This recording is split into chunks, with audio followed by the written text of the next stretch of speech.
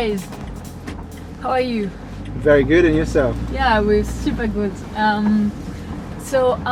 All the techno fans probably will need no introduction, but would you be kind enough to say a few words about yourself for starters? Of course, I'm Victor Ruiz. I'm a DJ and producer from Brazil, living now in Amsterdam, and DJ for around 13 years now.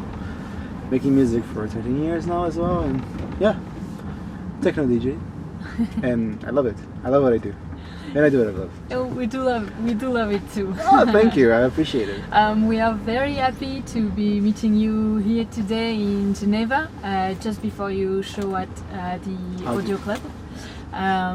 You just getting back from Chicago, and you will be in Istanbul tomorrow. Yes. Is that what we call the artist life? Yeah, it is. It is an artist's life, but also, I think it's something that I worked so long for, so it's just, let me put it that way. I love traveling, I love people, I love music, and that's it. So I'm very grateful. So a few days ago, it was what you called your DJ anniversary. Yes. It was on the 28th of October. Let me ask you, why that date? I mean, what happened on the 28th of October 13 years ago that make you feel like it's the anniversary date? Actually, it was my very first gig. Okay. It was my very first gig 13 years ago in Brazil. I went to the party. I was even telling her about the story, and I just went to the party. It was a very small party. I was the second DJ on the bill, and I went there barely knowing how to play because I started producing music before learning how to DJ. Okay. So I went there. I remember I think I practiced twice before with at a colleague's house.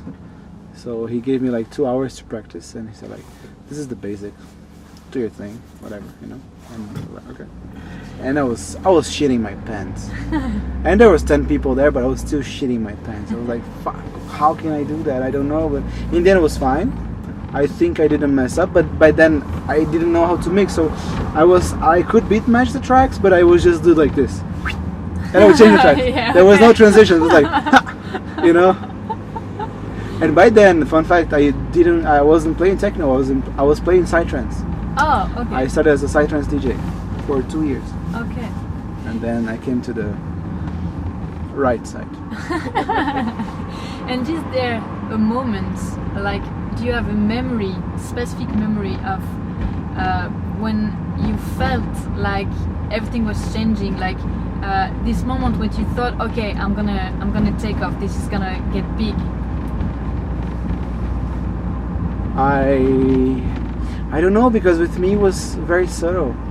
It was very subtle. In Brazil I had a good track that I made a track there back then, and it was like a hit, and then it was good, but I think worldwide, the moment I got booked in Europe for the first time, I did this 2 weekends tour in Germany and Norway. Okay. And I had like 6 gigs in 10 days, which was like really good for the first time. Huge.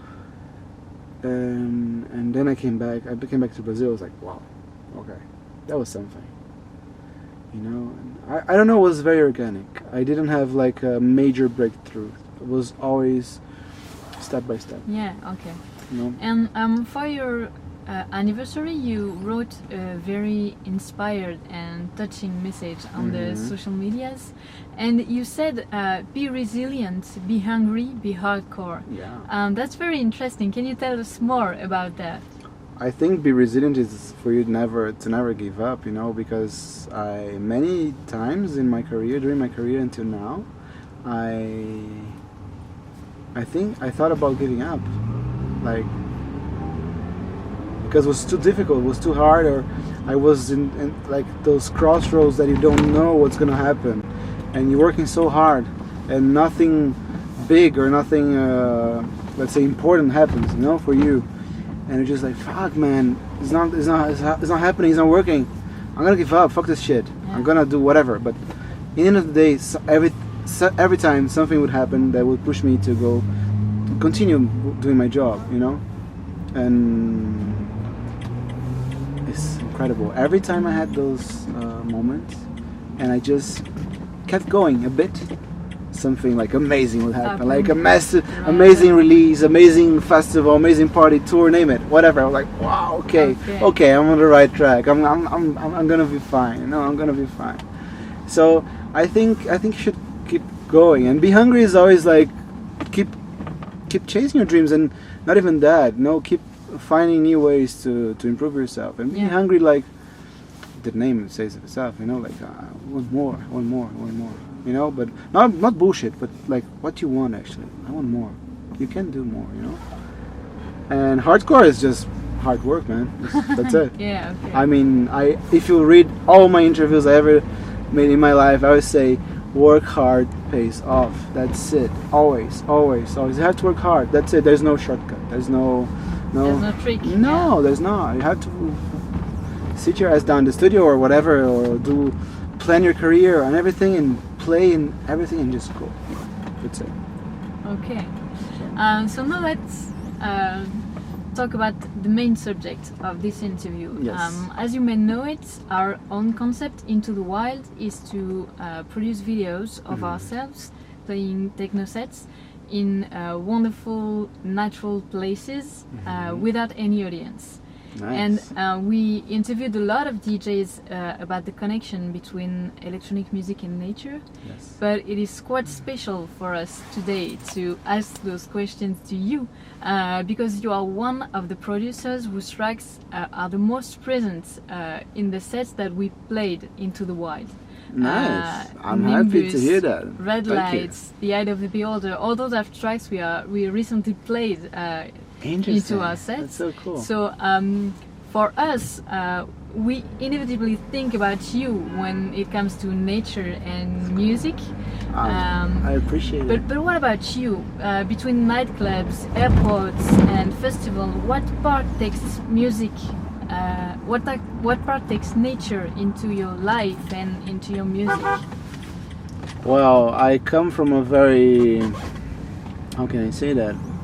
A country filled with nature, right? I come from Brazil. Yeah. So there's nature everywhere. I mean, I used to live in São Paulo, which is really hard to find nature. It's literally a concrete jungle, you know. Yeah, we have like a big park in the center. It's nice. It's beautiful, by the way.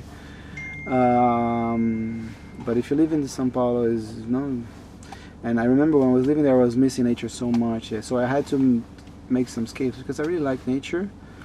Always, of course, I think it's important for all of us to stay in touch with nature, because it's from where we come from, and without the environment and nature, we're nothing, because we are nature as well. We're part of definitely everything. So I think if you think about music and nature is everything. A friend of mine did kind of a study about the Fibonacci numbers and how they are present in music and in the nature as well, and the leaves of the trees and the frequencies of the songs. So I think everything is interrelated. I cannot say how nature would influence my music or not, but let me put it that way. I love when I can see some trees and some green. I think it's very good. It's very important. Actually, one of the reasons that I moved to Amsterdam is because it's a beautiful city filled with nature. You know, there's water everywhere. There's trees everywhere. You know, and you see that, and it makes me so happy. It makes me happy. From a guy that comes from Brazil, which is like there's so much nature, but then São Paulo there's nothing. And then I moved to Berlin. You have, of course, a bit of nature, but it's lots of concrete as well. You know, it's very like. And Amsterdam is just beautiful. It's gorgeous. So I think nature is everything. Yeah. And you must be traveling a lot for your gigs. Yes. Do you have time to enjoy the environment of the places you go? Do you sometimes stay one day or two to have the time to wander around and discover things? Or? It depends.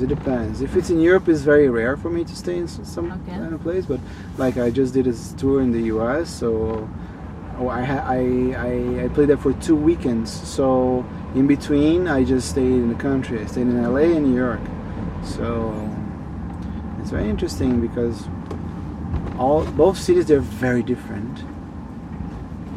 LA supposedly has more nature, but it's very dry, and you have the fires, you know. Yeah. So I don't know. It's a very interesting city. I didn't go to the nature there, and these are both places, but yeah, when I do those tours, yes, I stay a bit. I try to choose the best cities, or the cities that I want to know, you know. Yeah. Like when I went to Australia last time, I was in Melbourne for a few days, and I went to the Botanic Garden, which is insane. They have these oak trees, giant trees for 300 years. Amazing. It's amazing. So yeah, sometimes when I can stay, I stay. I love to travel and to meet new places. And is there a natural place that once really amazed you, like a view or a landscape that Yes. took your breath away, like no Many other? places in Brazil specifically. In Brazil.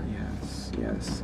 One place is one of my favorite places on earth, and I'm happy that we're traveling there this Christmas. Is Bahia. Bahia is the northeast of Brazil. Okay. If you ever go to Brazil, anybody that's watching going to Brazil, go to Bahia. Is one of the most beautiful places on the planet. Okay. At least for me, you know, it's more personal. Could be, I don't know. But also another place in Brazil. The name is Chapada dos Veadeiros. It's like I think it's 2 hours drive from the capital, Brasilia. And it's these mountains. They're very famous for those kind of mountains. They're like, they go like this, and Oh, okay. like this, and they go down. You have so many waterfalls, and there's this specific waterfall Santa Bárbara. It's just gorgeous. The water is blue. It looks like paradise. It's just beautiful. We'll definitely go there then. You should, man. It's amazing. It's insane. And the food. Oh yeah. No, the food is insane. Oh yeah. It's Brazilian food, but you have to like it. Okay. We know it's not always easy to behave 100% ecologically every day, but is there small things to which you pay attention to leave the planet as beautiful today as it was yesterday? I think you can do many things, you know. I don't know. There's so many tricks and hacks you can do, and it costs you nothing, right? Like, for instance, in my rider, I ask for no plastic. Okay. I ask for no plastic in my rider. Of course, it's difficult to people. It's fine. When it's there, it's okay. Well, I'm not a hypocrite. Most important thing, I'm not a hypocrite. I use plastic a lot, like we all do. Yeah. You know, we all do, and we cannot say that we don't, because we all do. It would be amazing if we would have something to replace it.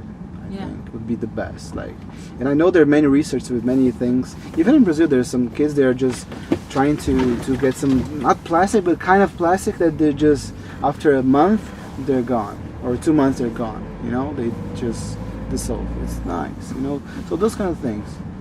I don't know. There's so many things to do. For now, I don't know. I just, my mind is blank, but there's so much. But that's one of the for sure, that can be for done. sure. And also, I think, at home, many things you can do as well. Recycling. I don't know. Trying to use less water. I don't know. There's so many things you can do. Reusing stuff. I reuse so much stuff at home. You know, you can separate stuff, separate trash, separate, name it. It starts at home at the end of the day. So. Okay, and my last question will be this one. On the post about your DJ anniversary, you said it's only the beginning. So, Yes. What's next? What are the plans, dreams, hopes? What are the things yet to achieve? What can we wish you for the future? Wow, there's so much coming, and I cannot share actually, because, you know, there's Secret? It's not that, but it's not a secret. But if you even go to my Facebook, it's just go like this the sentence that I love. Like, there are 2 rules of success. Number 1, don't share everything to people. That's it.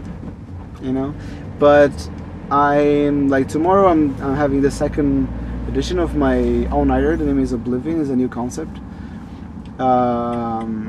This is one of the first things, but there's so much to come. Unfortunately, I cannot share yet. Okay, well, we'll just wait and see. Yeah, for sure. And what I mean is just the beginning. It's just the beginning, because I've been doing this for 13 years, but for me, it feels like it's just like beginning. I mean, I'm just starting. I'm just getting started, you know? That's it. It's just like, okay, that was the warm-up. Let's go to the real thing now. You know? We're so glad to know that we'll be seeing you again and again. And yes, and I'll be around, trust me. I'm not going anywhere, and I'm going nice everywhere. Perfect. Well, thank you very much. It was Thank you very a much. pleasure Thank you, guys. to have you here. It's my and pleasure. We'll see you at the show tonight. For sure. Let's have some fun. See you. Thank you.